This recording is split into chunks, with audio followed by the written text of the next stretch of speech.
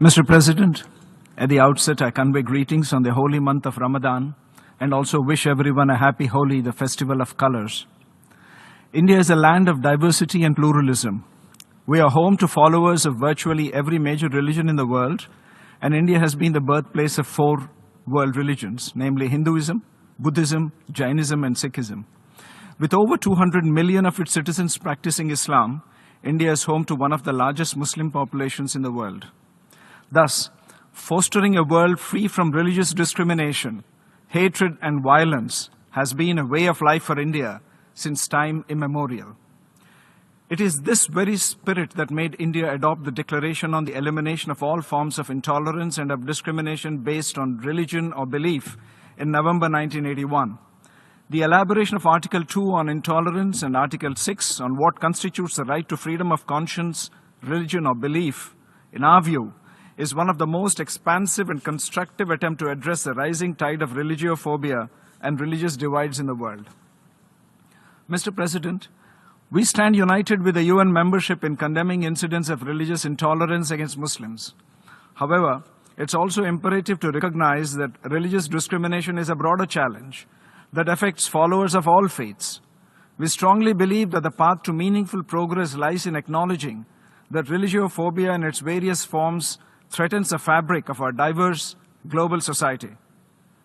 Mr. President, in an increasingly fractured world, the United Nations is envisaged as an entity that rises above differences.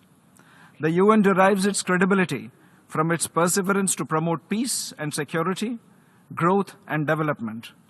The work done by the United Nations and its entities in supporting maintenance of international peace and security, promoting social development, advancing women's empowerment, and fostering capacity building is immense.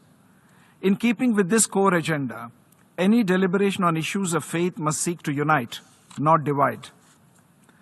Mr. President, we have recently witnessed a disturbing rise in violence targeting places of worship and religious communities.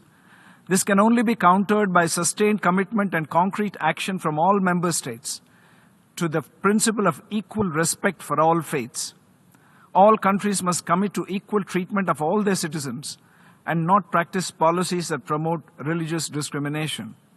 We must also ensure that the education system does not perpetuate stereotypes or encourage bigotry. As we observe this day, let us remember that the fight against Islamophobia is inseparable from the broader struggle against religious discrimination in all its forms, as was correctly envisaged in the 1981 Declaration. Let us work towards a future where every individual, regardless of their faith, can live with dignity, security, and respect. Mr. President, as is their habit, the former Foreign Secretary of Pakistan today has made an unjustified reference to the Indian Union territory of Jammu and Kashmir. Frequent references will neither validate their claim nor justify their practice of cross-border terrorism. The fanatical mindset of this nation is well known, as also its record of bigotry. Such efforts will not change the reality that Jammu and Kashmir was, is, and will always be an integral part of India. Thank you, Mr. President.